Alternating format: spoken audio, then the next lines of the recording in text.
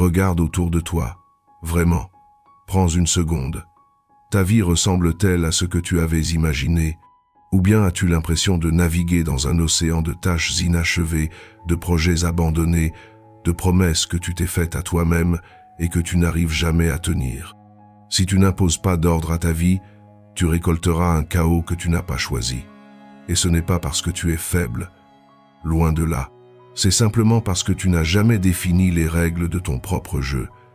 Tu as laissé les autres décider pour toi. Tu as laissé les circonstances prendre le contrôle. Les philosophes stoïciens de l'Antiquité ont compris quelque chose d'essentiel que notre époque moderne a oublié. Marc Aurèle, empereur de Rome, se levait chaque matin avant l'aube pour organiser ses pensées. Épictète, ancien esclave devenu sage, structurait chaque aspect de sa journée avec une précision militaire. Sénèque planifiait ses lettres, ses lectures, ses méditations, comme un architecte dessine ses plans. Pourquoi? Parce qu'il savait que organiser sa vie n'est pas un luxe réservé aux perfectionnistes. C'est un devoir envers soi-même, envers ses proches, envers sa mission sur cette terre. Tu penses peut-être que l'organisation bride ta liberté? Détrompe-toi. C'est exactement l'inverse. L'organisation, c'est ce qui te libère du chaos quotidien pour te permettre de te concentrer sur ce qui compte vraiment. C'est ce qui transforme tes journées en œuvres d'art plutôt qu'en brouillons ratés. Alors pose-toi cette question. Combien de temps encore vas-tu accepter de subir ta vie au lieu de la diriger? Combien de soirées encore vas-tu terminer avec cette sensation amère d'avoir encore une fois laissé passer l'essentiel? Aujourd'hui, on arrête. Aujourd'hui, tu découvres les 12 principes stoïciens qui vont transformer ton quotidien en forteresse d'efficacité.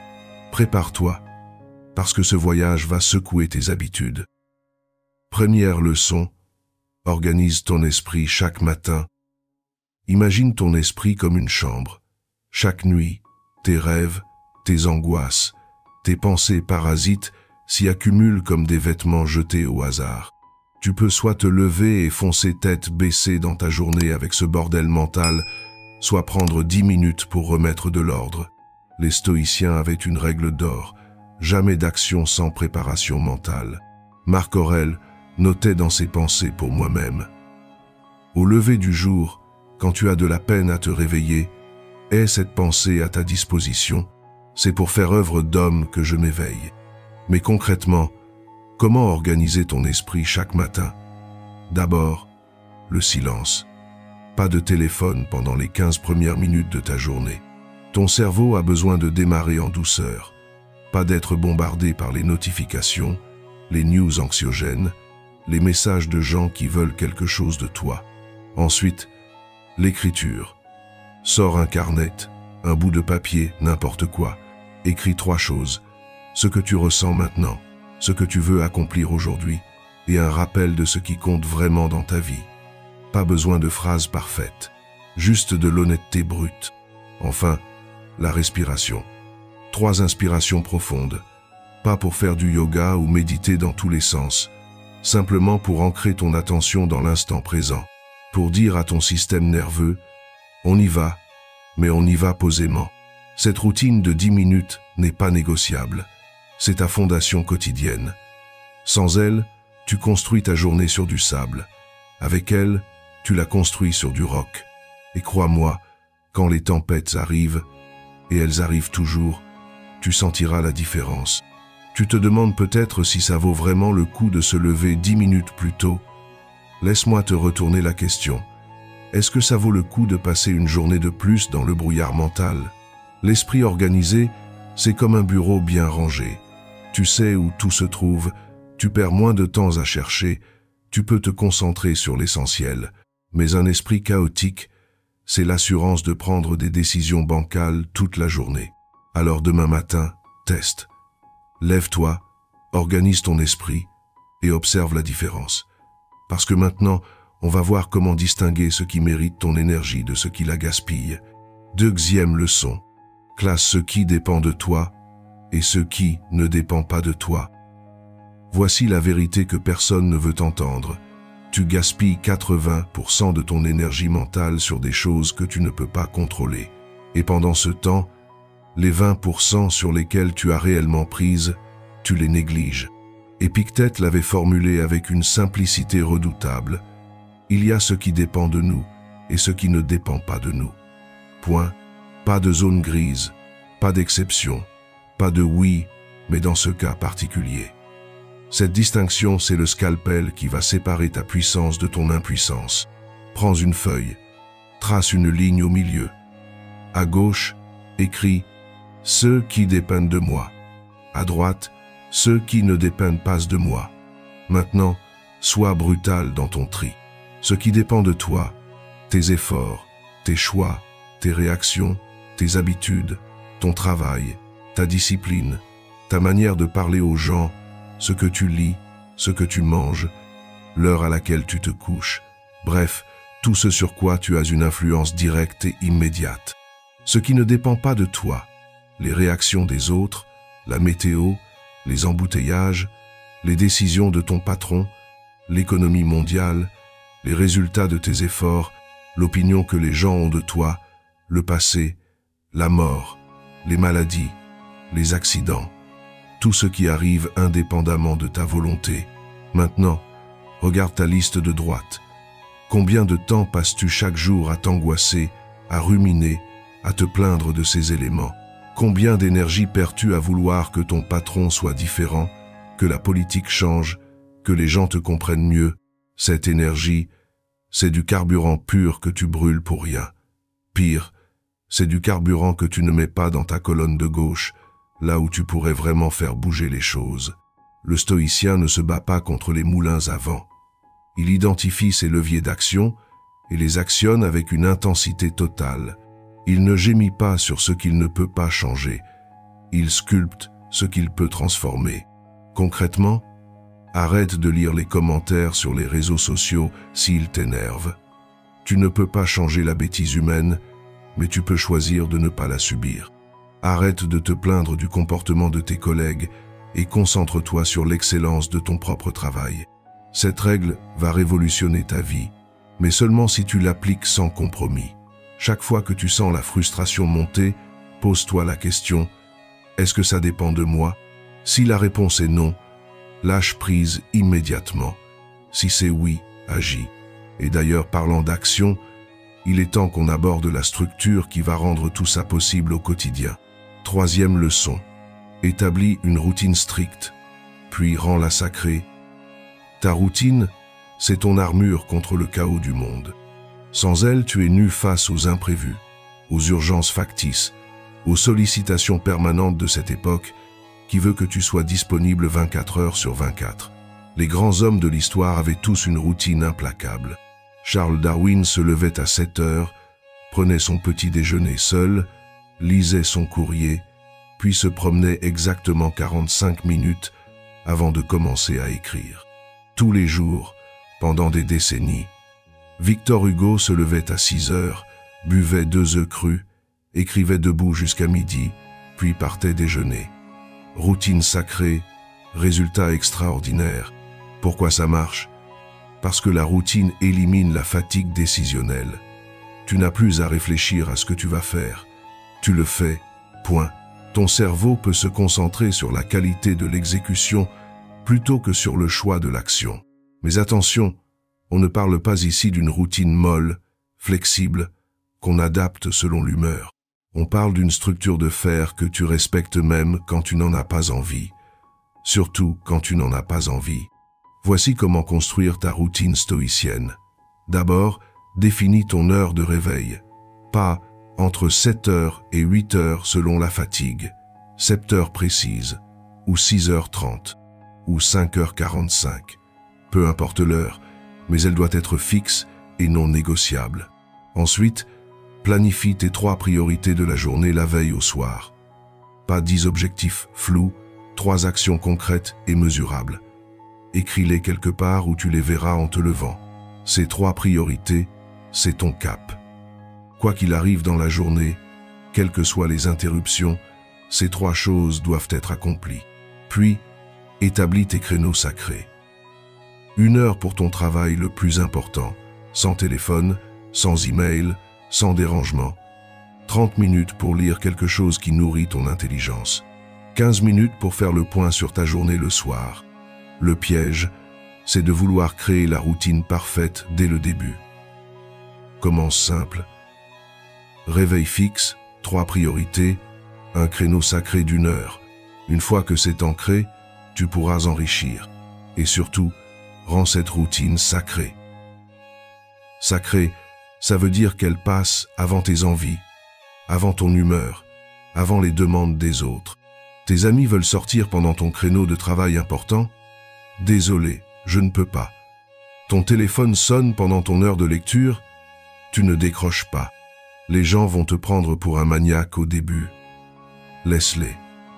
Dans 6 mois, quand ils verront ce que tu as accompli grâce à cette discipline, ils voudront connaître ton secret. La routine, c'est ce qui sépare les rêveurs des réalisateurs. Et justement, parlons de ce qui rend une routine vraiment efficace. Le respect de tes propres engagements. 4e leçon. Respecte l'heure que tu t'es fixée. Il est 21 heures. Tu t'étais dit que tu te coucherais à 20h30 pour te lever à 6h demain. Mais voilà, il y a cette série sur Netflix, ce scroll infini sur les réseaux, cette conversation qui traîne. Et tu finis par te coucher à 23h en te disant « Allez, demain je me rattrape. » Stop. Tu viens de te trahir toi-même. Et si tu te trahis toi-même, comment peux-tu espérer que les autres te respectent? Sénèque écrivait « Chaque nouveau commencement vient de la fin de quelque autre commencement. » Chaque fois que tu ne respectes pas l'engagement que tu as pris envers toi-même, tu plantes les graines de tous tes futurs échecs. Respecter l'heure que tu t'es fixée, ce n'est pas une question d'organisation, c'est une question d'intégrité. Quand tu dis « je fais ça à telle heure », tu passes un contrat avec toi-même. Et la qualité de ta vie dépend directement de ta capacité à honorer tes contrats. Pense à quelqu'un que tu respectes profondément. Quelqu'un qui, quand il dit « on se voit à 15h », est là à 15h pile. Quelqu'un sur qui tu peux compter absolument. Cette personne a développé une qualité rare, la fiabilité envers elle-même. Maintenant, retourne la question. Est-ce que tu es fiable envers toi-même? Quand tu décides de te lever à 6h, est-ce que tu le fais? Quand tu prévois de travailler sur ton projet personnel de 19h à 20h, est-ce que tu t'y mets vraiment? La plupart des gens sont plus fiables avec les autres qu'avec eux-mêmes. Ils n'oseraient jamais faire attendre un client, mais ils se font attendre eux-mêmes tous les jours. Ils respectent l'horaire de leur patron, mais sabotent leur propre planning. Cette incohérence te coûte plus cher que tu ne l'imagines. Chaque fois que tu ne respectes pas tes propres horaires, tu affaiblis ta confiance en toi. Ton cerveau enregistre « Je ne peux pas compter sur moi-même ». Et petit à petit, cette croyance s'installe et sabote tous tes projets. L'inverse est tout aussi vrai. Chaque fois que tu respectes scrupuleusement l'heure que tu t'es fixée, tu renforces ta discipline personnelle. Tu prouves à ton subconscient que tu es quelqu'un de parole, même avec toi-même. Concrètement, comment faire? D'abord, sois réaliste dans tes engagements. Ne te fixe pas des horaires impossibles à tenir. Si tu as besoin de 30 minutes pour te préparer le matin, ne programme pas ta première activité 20 minutes après ton réveil. Ensuite, prépare-toi la veille. Si tu veux te lever à 6h pour courir, prépare tes affaires de sport le soir. Élimine toutes les excuses possibles. Enfin, traite tes rendez-vous avec toi-même comme des rendez-vous avec ton client le plus important. Parce que c'est exactement ce que c'est. Tu es ton propre général. Un général qui ne respecte pas ses propres ordres perd très vite l'autorité sur ses troupes. Et tes troupes, ce sont tes habitudes, ta discipline, ta capacité à accomplir tes objectifs. Alors, la prochaine fois que tu te fixes 1 heure, respecte-la, même si tu n'en as pas envie. Surtout si tu n'en as pas envie, parce que c'est exactement à ce moment-là que tu construis ta force de caractère. Et maintenant que tu sais comment respecter tes horaires, il faut qu'on parle de ce qui encombre ton esprit et t'empêche de te concentrer sur l'essentiel. 5e leçon. Évite l'encombrement mental. Ton cerveau n'est pas un entrepôt. C'est un outil de précision qui fonctionne mieux quand il est dégagé, aéré, concentré sur l'essentiel. Mais regarde ce que tu lui fais subir chaque jour. 50 onglets ouverts dans ta tête, 1000 micro-décisions inutiles, des listes de tâches qui s'allongent sans cesse. Marc Aurèle avait identifié ce piège il y a 2000 ans. Confine-toi au présent. Pas parce que le passé et l'avenir n'existent pas, mais parce que ton esprit ne peut opérer efficacement que sur une chose à la fois. L'encombrement mental, c'est le cancer de la productivité moderne. Tu crois être busy, mais en réalité tu es juste chaotique. Tu jonglais avec 20 projets à la fois et tu n'en termines aucun correctement. Tu commences ta journée avec 10 priorités et tu finis épuisé sans avoir vraiment avancé sur aucune. Le problème, c'est que notre époque vend le multitâche comme une compétence. Faux. Le multitâche, c'est le moyen le plus sûr de faire du travail médiocre. Ton cerveau n'est pas conçu pour ça. Il est conçu pour se concentrer intensément sur une tâche, la mener à bien, puis passer à la suivante. Alors comment désencombrer ton esprit? Première règle. Une seule priorité par créneau de temps. Pas 3 priorités égales. Une priorité. Le reste, c'est des tâches secondaires que tu feras après. Deuxième règle. Écris tout. Ton cerveau n'est pas fait pour retenir des listes de courses mentales. Il est fait pour traiter l'information et résoudre des problèmes. Chaque fois que tu essaies de retenir quelque chose au lieu de l'écrire, tu monopolises une partie de ta rame cognitive pour rien. Troisième règle, dis non par défaut. Chaque nouvelle demande, chaque nouvelle opportunité, chaque nouveau projet doit prouver qu'il mérite une place dans ta vie. Par défaut, la réponse est non. Si tu ne peux pas expliquer en une phrase pourquoi c'est essentiel, alors ce n'est pas essentiel. Quatrième règle, termine avant de commencer. Avant de te lancer dans quelque chose de nouveau, termine quelque chose d'ancien. Cette règle seule va transformer ton efficacité. Plus de projets abandonnés à moitié, plus de sentiments de dispersion permanent. Le minimalisme mental, c'est comme le minimalisme physique. Moins tu as d'objets inutiles autour de toi, plus tu apprécies et utilises ceux qui restent. Moins tu as de pensées parasites dans ta tête, plus tu peux te concentrer sur ce qui compte. Regarde les grands créateurs, les entrepreneurs qui réussissent, les artistes prolifiques. Ils ont tous un point commun, une capacité à ignorer le bruit et à se concentrer sur l'essentiel. Ils ne font pas plus de choses que les autres. Ils font moins de choses, mais ils les font mieux. Tu penses peut-être que simplifier va te faire rater des opportunités. C'est l'inverse. En clarifiant tes priorités, tu vas reconnaître les vraies opportunités plus rapidement et tu auras l'énergie mentale pour les saisir. Commence dès maintenant. Prends 5 minutes pour lister tout ce qui occupe ton esprit en ce moment, puis classe par ordre d'importance réelle. Garde les 3 premiers. Le reste, soit tu l'élimines, soit tu le délègues, soit tu le reportes à plus tard. Ton esprit dégagé, c'est ta superpuissance. Mais pour la préserver, il faut apprendre à filtrer ce qui entre dans ton attention. Et c'est exactement ce qu'on va voir maintenant. 6e leçon. Retiens-toi de répondre à tout ce qui te sollicite. Ding. Notification. Tu étais en pleine concentration sur un projet important, et voilà que ton téléphone réclame ton attention. Instinctivement, tu regardes. Email, message, actualité, peu importe. En une seconde, ton focus s'évapore. Cette scène se répète combien de fois par jour dans ta vie? 50 fois, 100 fois. Chaque interruption te coûte en moyenne 23 minutes pour retrouver ton niveau de concentration initial. Fais le calcul.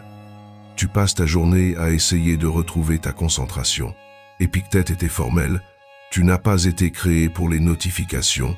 Tu as été forgé pour la mission. Cette phrase n'existait pas à son époque, mais l'idée était déjà là. L'homme libre choisit ses priorités. L'esclave réagit aux sollicitations. Le stoïcien ne réagit pas. Il choisit. Il y a une différence fondamentale entre réagir et choisir. Réagir, c'est automatique, impulsif, subi. Choisir, c'est délibéré, conscient, maîtrisé. Chaque fois que tu décroches ton téléphone au premier bip, tu réagis. Chaque fois que tu ouvres immédiatement un email qui arrive, tu réagis. Chaque fois que tu réponds à une question avant d'avoir fini ce que tu étais en train de faire, tu réagis. Et à force de réagir, tu perds le contrôle de ton temps, de ton attention, de ta vie. Tu deviens l'employé de tous ceux qui ont quelque chose à te demander. Tu vis leur agenda au lieu de vivre le tien. La solution? Crée des créneaux de réactivité. Au lieu de répondre en permanence à tout ce qui arrive, définis 2 ou 3 moments dans la journée où tu traites tes emails, tes messages, tes notifications. Le reste du temps, tu es indisponible. Mais je vais rater des choses importantes. Vraiment? Dans 99% des cas, ce qui te paraît urgent peut attendre 2 heures. Et si c'était vraiment critique, la personne trouverait un autre moyen de te joindre. Prends l'habitude de te poser cette question avant de répondre à une sollicitation. Est-ce que c'est plus important que ce que je suis en train de faire? Si la réponse est non, tu ne réponds pas immédiatement. Mets ton téléphone en mode silencieux. Ferme ta boîte email quand tu travailles sur autre chose. Explique à ton entourage que tu as des créneaux de disponibilité et respecte-les. Au début, tu vas ressentir une forme d'anxiété. C'est normal. Tu as été conditionné à croire que tu dois être disponible en permanence. Mais cette disponibilité permanente, c'est ce qui détruit ta capacité à faire du travail de qualité. Les personnes les plus efficaces que tu connais ont toutes un point commun. Elles protègent leur attention comme un trésor. Elles ne la distribuent pas au premier venu. Elles la réservent pour ce qui compte vraiment. D'ailleurs, tu sais ce qui compte vraiment pour préserver cette attention? Le silence. Et pas n'importe quel silence. 7e leçon. Fais du silence une priorité quotidienne. Le silence n'est pas l'absence de bruit, c'est la présence de clarté. Dans notre monde de stimulation permanente, le silence est devenu une denrée rare, presque luxueuse. Pourtant, c'est dans le silence que naissent tes meilleures idées, tes décisions les plus justes, tes intuitions les plus précieuses. Sénèque passait 1 heure chaque matin en silence total. Pas de lecture, pas d'écriture, pas de réflexion forcée. Juste lui et ses pensées, dans le calme absolu. Il appelait ça son recalibrage quotidien. Un moment pour que son esprit retrouve son rythme naturel, loin du chaos extérieur. Mais regardons la réalité. Quand as-tu passé 1 heure entière en silence pour la dernière fois? Quand as-tu éteint tous tes écrans, coupé toute musique et simplement été présent avec toi-même? La plupart des gens ont peur du silence. Ils préfèrent le bruit permanent, musique, podcast, télévision, conversation, plutôt que de se retrouver face à leurs propres pensées, comme si le silence allait les confronter à quelque chose qu'ils ne veulent pas voir. Pourtant, c'est exactement l'inverse. Le silence, c'est ton meilleur conseiller. C'est dans le silence que tu entends vraiment ce que ton instinct essaie de te dire. C'est dans le silence que tu distingues l'essentiel du superficiel. C'est dans le silence que tu reconnectes avec tes valeurs profondes. Le bruit permanent, c'est une drogue. Il endort ta capacité à réfléchir par toi-même. Il t'habitue à recevoir de l'information en permanence au lieu de la traiter. Il transforme ton cerveau en consommateur passif au lieu d'en créateur actif. Comment intégrer le silence dans ta vie? Commence petit. 10 minutes par jour, sans rien faire d'autre qu'être présent. Pas de méditation compliquée, pas de technique sophistiquée, juste toi, assis confortablement, dans le calme. Choisis un moment fixe. Le matin au réveil, c'est idéal.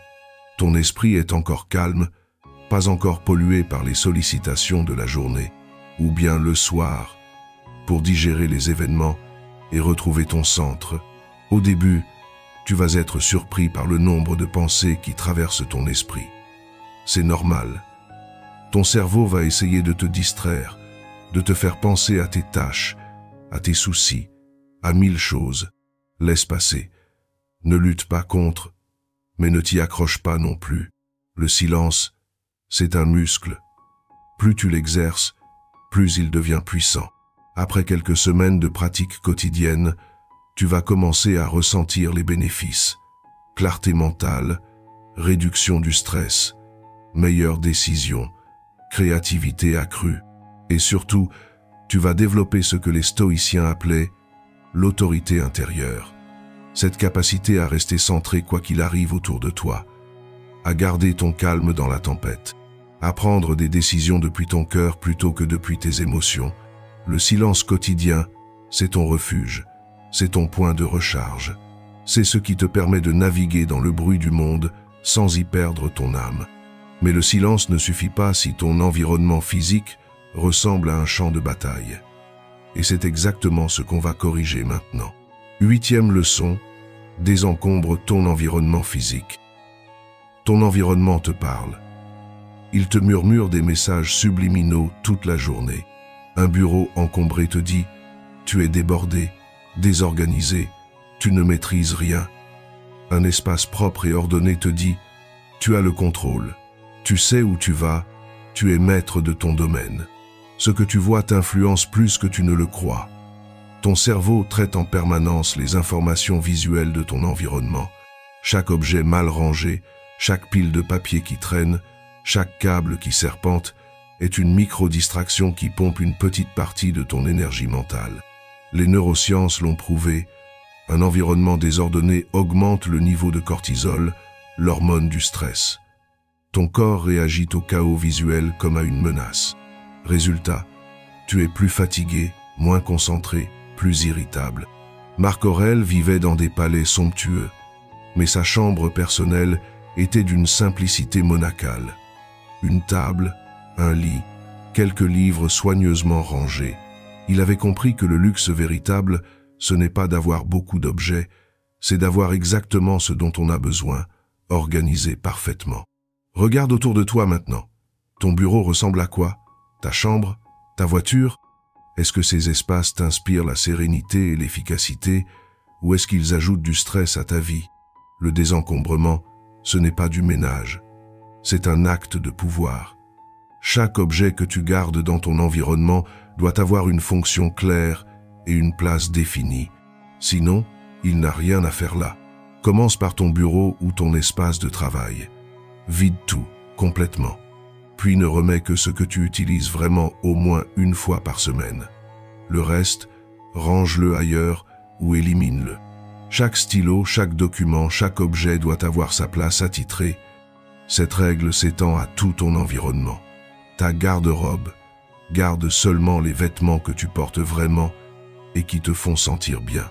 Ta cuisine, ne garde que les ustensiles et les appareils que tu utilises régulièrement. Ton salon, arrange-le pour qu'il favorise la détente et la conversation, pas l'accumulation. L'objectif n'est pas de vivre comme un moine dans une cellule vide. L'objectif, c'est de créer un environnement qui soutient tes objectifs au lieu de les saboter. Un environnement ordonné produit des pensées ordonnées. Quand chaque chose est à sa place, ton esprit peut se concentrer sur ce qui compte au lieu de chercher constamment où sont tes affaires. Tu gagneras un temps fou et une énergie mentale précieuse. Plus profondément, ranger, c'est exercer un contrôle visuel sur ton territoire. Et ce contrôle visuel se transforme automatiquement en autorité mentale. Quand tu maîtrises ton espace, tu développes la conviction que tu peux maîtriser d'autres aspects de ta vie. Instaure cette règle simple. Chaque soir, avant de te coucher, remets ton espace de travail dans un état parfait. Demain matin, tu commenceras la journée dans un environnement qui t'inspire l'efficacité plutôt que dans un chaos qui t'épuise dès le réveil. Cette discipline quotidienne du rangement, c'est un entraînement pour ton caractère. C'est la preuve quotidienne que tu es capable de maintenir de l'ordre contre les forces naturelles du désordre. Et maintenant que ton environnement est ordonné, il est temps de s'assurer que tes journées ne passent pas inutilement. 9e leçon. Écris chaque soir ce que tu as appris. Nommé. Sénèque terminait chaque journée par un rituel sacré. Il s'isolait dans son bureau, prenait sa plume et notait les leçons de la journée. Pas un journal intime plein d'émotions, mais un registre précis de ses apprentissages, de ses erreurs, de ses découvertes. Il écrivait « Le stoïcien ne passe jamais une journée inutile. Chaque jour devait apporter son lot de sagesse, même les jours difficiles. Surtout les jours difficiles, parce que ce sont souvent les moments les plus durs qui nous enseignent le plus sur nous-mêmes. Mais toi, que fais-tu de tes expériences quotidiennes? Tu les vis, puis tu passes à autre chose, sans prendre le temps d'extraire leur valeur. C'est comme si tu possédais une mine d'or, mais que tu n'exploitais jamais le minerai. Chaque jour, tu accumules des expériences, des conversations révélatrices, des erreurs instructives, des réussites à analyser, des moments de clarté, des intuitions fugaces. Si tu ne les captures pas par écrit, elles s'évaporent. Et avec elles, leur potentiel d'apprentissage. L'écriture quotidienne, ce n'est pas de la complaisance, c'est de l'extraction de valeur. C'est transformer tes expériences brutes en sagesse utilisable. C'est créer ta propre base de données de leçons de vie. Comment procéder? Chaque soir, prends 10 minutes, pas plus, pour éviter la procrastination. Écris une page maximum. Pose-toi 3 questions simples. Qu'est-ce que j'ai appris aujourd'hui? Quelle erreur ai-je commise et comment l'éviter? Qu'est-ce qui a bien fonctionné et que je veux reproduire? Sois spécifique. Au lieu d'écrire « journée difficile », écris « j'ai mal géré la réunion de 14 heures parce que je n'avais pas préparé mes arguments à l'avance ». Au lieu de « bonne journée », écris « ma concentration était excellente ce matin parce que j'ai éteint mon téléphone pendant 2 heures ». Cette pratique va développer ta capacité d'introspection. Tu vas commencer à vivre tes journées de manière plus consciente, sachant que le soir tu devras en extraire les leçons. Tu vas devenir ton propre observateur, ton propre coach, ton propre professeur. Au bout de quelques mois, tu auras accumulé un trésor inestimable, ta propre philosophie de vie, construite à partir de tes expériences réelles. Tes patterns de succès, tes pièges récurrents, tes stratégies qui marchent, tes erreurs à ne plus répéter. Relis tes notes de temps en temps. Tu seras surpris de constater combien de leçons importantes tu aurais oubliées sans cette discipline. Tu verras aussi tes progrès, tes évolutions, la sagesse que tu as accumulée jour après jour. Cette sagesse cumulée, c'est ton capital le plus précieux. Plus que tes diplômes, plus que ton compte en banque, plus que ton réseau professionnel. C'est ce qui va te permettre de prendre de meilleures décisions, d'éviter les erreurs répétitives, de construire une vie vraiment réfléchie. Mais attention, toute cette sagesse ne sert à rien si tu continues à naviguer au hasard dans tes journées. Il est temps de parler de préparation. 10e leçon, fuis les improvisations toxiques. L'improvisation, c'est la poésie du moment. Mais vivre en permanence dans l'improvisation, c'est la garantie du chaos. Marc Aurèle le disait sans détour, « Celui qui vit au hasard finit par s'éteindre dans l'oubli. » Tu confonds peut-être spontanéité et improvisation. La spontanéité, c'est réagir naturellement dans un cadre préparé. L'improvisation toxique, c'est naviguer sans cap, réagir en permanence aux circonstances, subir sa vie au lieu de la diriger. Regarde ta semaine passée.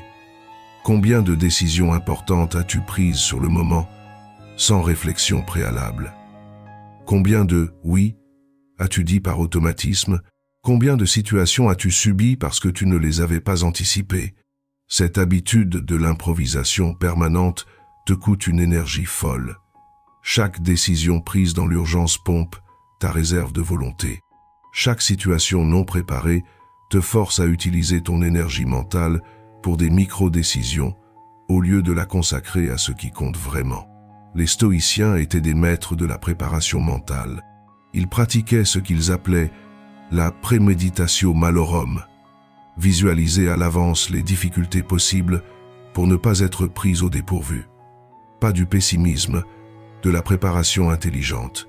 Épictète enseignait à ses élèves.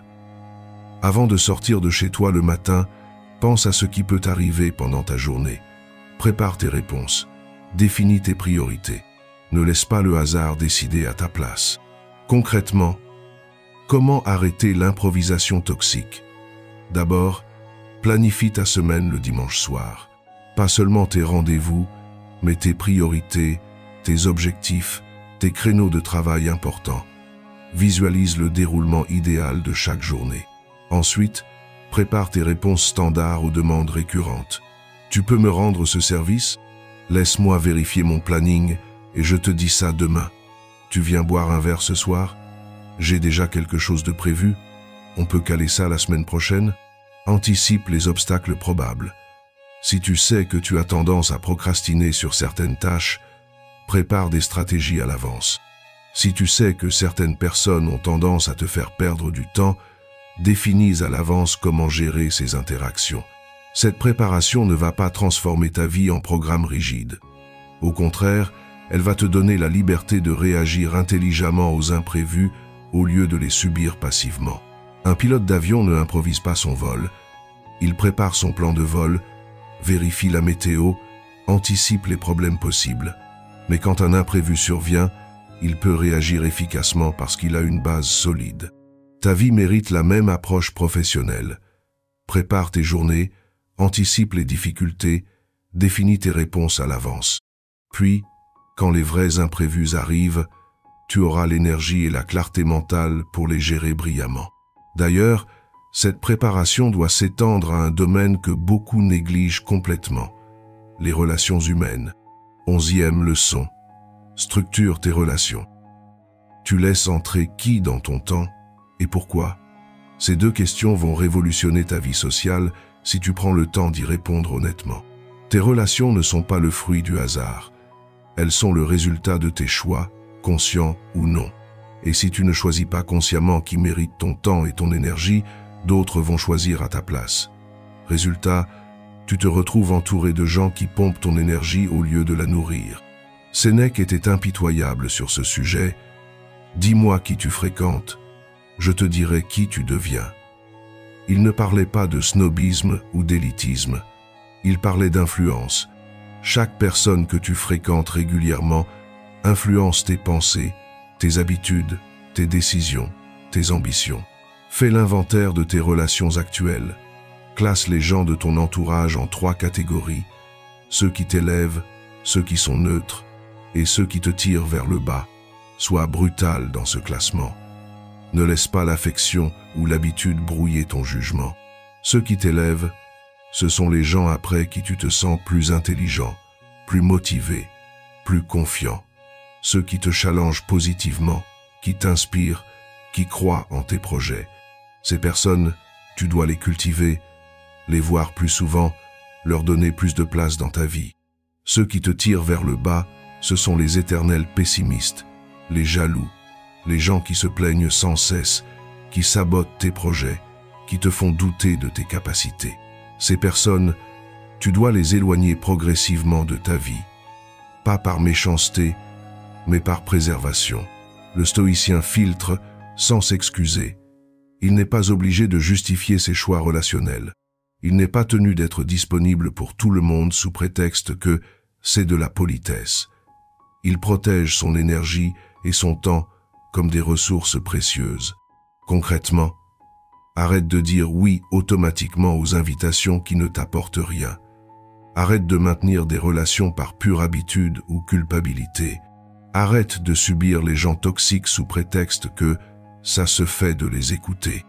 Définis tes critères relationnels. Avec quel type de personnes veux-tu passer du temps?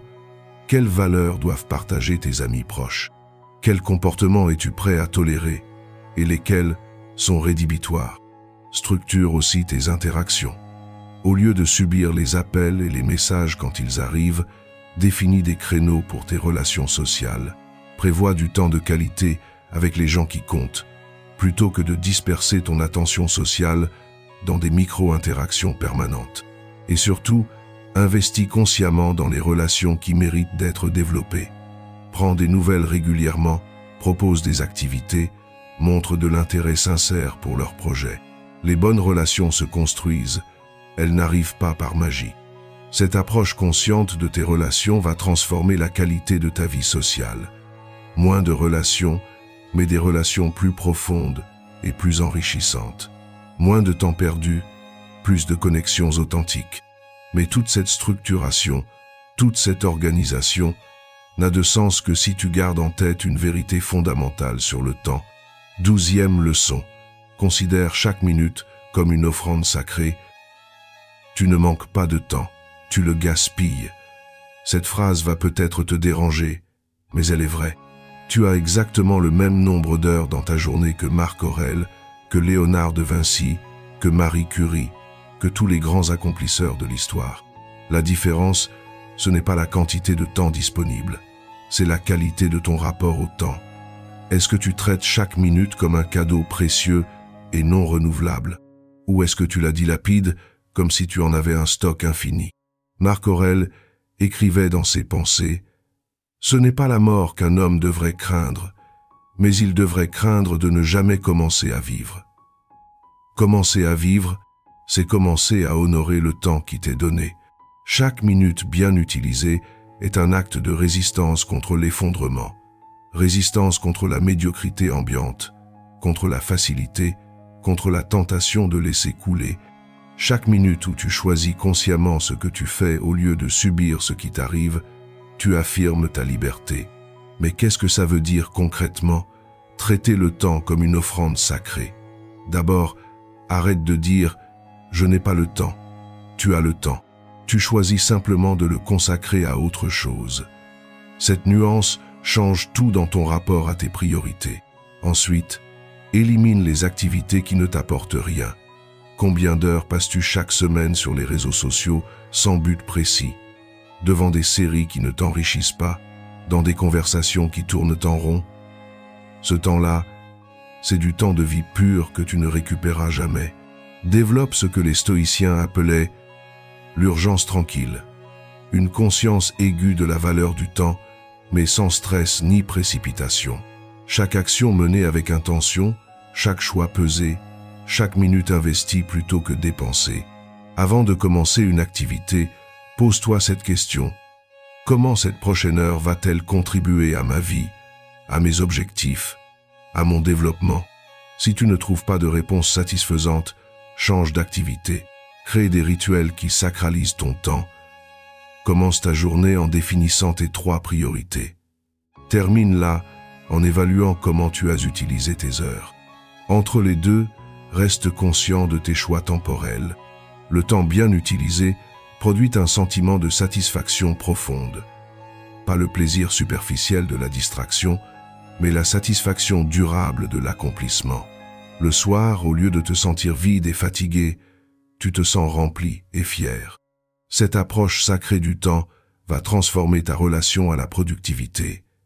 Tu ne chercheras plus à faire plus de choses, mais à faire mieux les choses importantes. Tu ne courras plus après le temps, tu l'habiteras pleinement. Et quand tu seras sur ton lit de mort, parce que ce moment arrive pour tout le monde, tu pourras te dire que tu as vraiment vécu, que tu n'as pas gaspillé le cadeau de ta vie, que chaque minute comptait. Mais attention, toute cette sagesse stoïcienne ne vaut rien si tu ne l'appliques pas. Et c'est exactement le défi qui t'attend maintenant. L'homme qui refuse de s'organiser offre sa vie au hasard. Nous voici arrivés au bout de ce voyage à travers les 12 leçons stoïciennes d'organisation. Tu as maintenant entre les mains tous les outils pour transformer ta vie chaotique en existence maîtrisée. Mais les outils ne suffisent pas. Il faut les utiliser. La question n'est pas « es-tu capable d'organisation ?» Tu viens de découvrir que tu l'es. La vraie question c'est « es-tu capable de vivre sans elle ?» Es-tu capable de continuer à subir tes journées au lieu de les diriger? Es-tu capable d'accepter que ta vie soit le résultat du hasard plutôt que de tes choix conscients? Parce que voilà la vérité brutale. Si tu ne mets pas de structure dans ta vie, le monde mettra du désordre en toi. Les sollicitations externes vont continuer à dicter tes priorités, les urgences des autres vont dévorer ton temps, les distractions vont éparpiller ton attention, et ça, tu le payeras très cher. Tu le payeras en projets abandonnés, en objectifs non atteints, en potentiel gaspillé. Tu le payeras en soirées frustrantes où tu te demandes où est passée ta journée. Tu le paieras en regrets accumulés, en sentiment de ne pas vivre vraiment ta vie. Mais tu as maintenant le pouvoir de changer tout ça. Tu sais comment organiser ton esprit chaque matin pour partir sur de bonnes bases. Tu sais comment distinguer ce qui dépend de toi de ce qui ne dépend pas de toi. Tu sais comment créer une routine sacrée et la respecter. Tu sais comment éviter l'encombrement mental qui paralyse ton efficacité. Tu sais comment filtrer les sollicitations pour protéger ton attention. Tu sais comment utiliser le silence pour retrouver ta clarté intérieure. Tu sais comment désencombrer ton environnement pour qu'il soutienne tes objectifs. Tu sais comment extraire les leçons de chaque journée pour accumuler de la sagesse. Tu sais comment arrêter l'improvisation toxique par la préparation intelligente. Tu sais comment structurer tes relations pour t'entourer de gens qui t'élèvent. Et tu sais comment traiter chaque minute comme le cadeau précieux qu'elle est vraiment. Maintenant, c'est le moment de vérité. Vas-tu ranger ces leçons dans un coin de ta mémoire en te disant « c'était intéressant » ou vas-tu les appliquer dès demain matin? Le stoïcisme n'est pas une philosophie de salon. C'est un art de vivre qui se pratique au quotidien, dans la discipline de chaque instant, dans l'exigence envers soi-même, dans le refus de la médiocrité. Commence demain. Choisis une seule leçon parmi les 12. Applique-la pendant une semaine entière, puis ajoute la suivante. En 3 mois, tu auras transformé ta vie de fond en comble. Et dans 1 an, quand tu regarderas en arrière, tu remercieras ce moment précis où tu as décidé de reprendre le contrôle, où tu as choisi l'organisation plutôt que le chaos, où tu es devenu maître de ton temps au lieu d'en être l'esclave. L'homme libre s'organise, l'esclave subit. Alors, que choisis-tu d'être?